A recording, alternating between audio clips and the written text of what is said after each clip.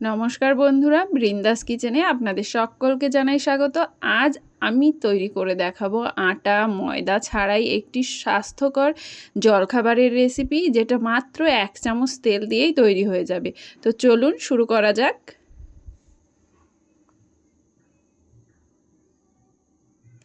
তো রেসিপিটি তৈরি করার জন্য প্রথমেই আমি নিয়ে নিয়েছি এখানে সুজিটাকে আমি হালকা একটু ভেজে নেব। খুব হালকা করে এটাকে ভেজে নিতে হবে, যাতে এর কালারটা চেঞ্জ না হয়। হালকা একটু ভেজে নিয়ে আমি জল দিয়ে দেবো। যতটা আমি সুজি নিয়েছি তার ডবল এখানে জল দিয়ে দিলাম। জলের সঙ্গে সঙ্গে আমি কিছু জিনিস দিয়ে দেব। তো চলুন, এখানে আমি দিয়ে দিচ্ছি, দেখুন, জিরা, আর দিলাম কেটে রাখা ধনেপাতা।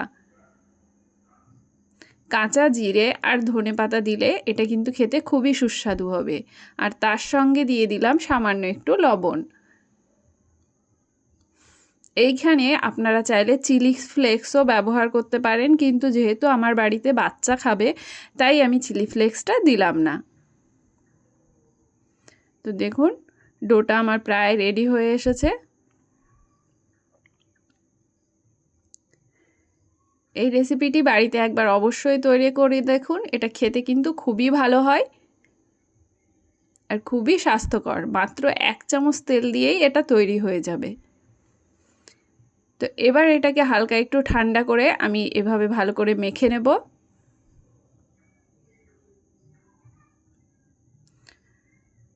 এই রেসিপিটি আপনারা চাইলে বাচ্চাদের টিফিনে বা অফিসের টিফিনেও দিতে পারেন, কিংবা সকালের জলখাবারে তৈরি করে খেতে পারেন, কিংবা বিকালেও আপনারা তৈরি করে খেতে পারেন। এটা খেতে কিন্তু খুবই ভালো হয়।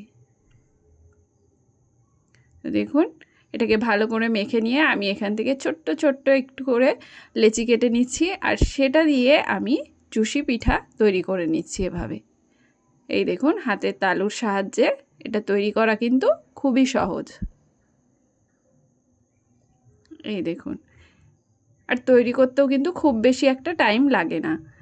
চুষি পিঠাগুলো যাতে একসঙ্গে লেগে না যায় তার জন্য আমি এখানে সামান্য একটু আটা ছড়িয়ে দিচ্ছি।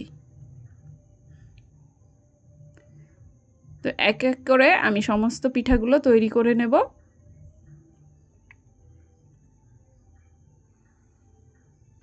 আর যদি আপনাদের হাতে এটা লেগে আসে তাহলে একটুখানি আটা আপনারা দিয়ে এভাবে তৈরি করবেন। আপনারা চাইলে তেলও দিতে পারেন। তো যেহেতু আমি স্বাস্থ্যকরভাবে তৈরি করছি, তেলের ব্যবহার বেশি করছি না, তাই আমি তেলটা না দিয়ে আটাটাই দিয়েছি। তো এবার আমি কড়াইতে দিয়ে দিলাম একটু সাদা তেল। সাদা তেল দিয়ে তার মধ্যে আমি দিয়ে দিয়েছি সামান্য কিছু চীনাবাদাম। চীনাবাদামটাকে হালকা একটু ভেজে নেব।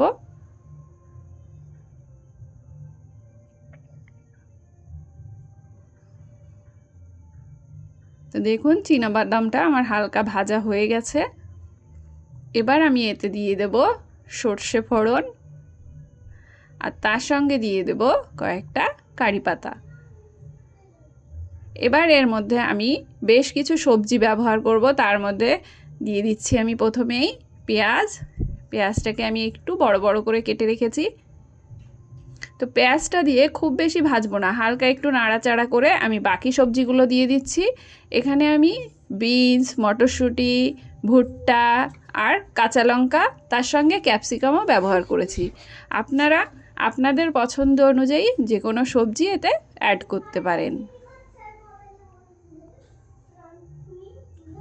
তো এবার এটাকে আমি হালকা একটু ভেজে নেব সামান্য একটু লবণ দিয়ে। আমি লবণ আগেও ব্যবহার করেছি, তাই লবণটা আপনারা ভালো করে বুঝে দেবেন। তো এটাকেও আমি হালকা একটু ভেজে নেব, খুব বেশি ভাজার প্রয়োজন নেই। তো দেখুন, সবজিগুলো নরম হয়ে গেলেই হবে। তো হালকা একটু ভেজে নিয়ে এবার আমি তাতে দিয়ে দিচ্ছি চুষি পিঠাগুলো। খুব বেশি ভাজবো না আমি। চুষি পিঠাগুলো দিয়ে এবার আমি হালকা হাতে এটাকে নেড়ে নেব, নেড়ে নেড়ে মিক্স করে দেব। তো দেখুন, এবার আমি এতে দিয়ে দিচ্ছি সামান্য একটু ম্যাগি মশলা। ম্যাগি মশলাটা দিলে এটা খেতে কিন্তু খুবই সুস্বাদু হবে।